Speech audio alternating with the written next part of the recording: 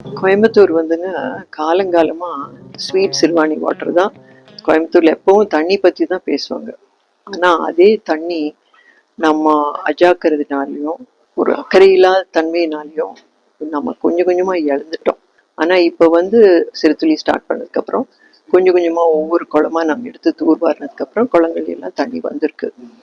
ஆனா இன்னும் நிறைய வேலை பண்ண வேண்டியது இருக்கு. ஏன்னா ஆத்துல எப்ப தண்ணி போகுதோ, ஒரு காலத்துல ஆத்துல எப்பவும் வருஷம் பூரா தண்ணி போயிட்டு இருந்த ஒரு ஆறு தான் நொய்யல்.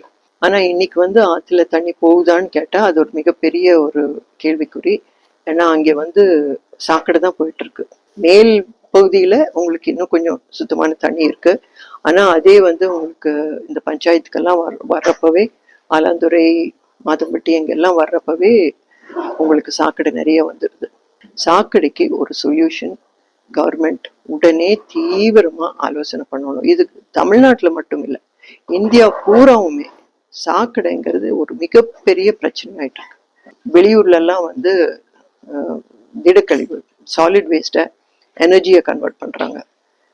சாக்கடையை வந்து குடிக்கக்கூடிய தண்ணியா கன்வெர்ட் பண்றாங்க.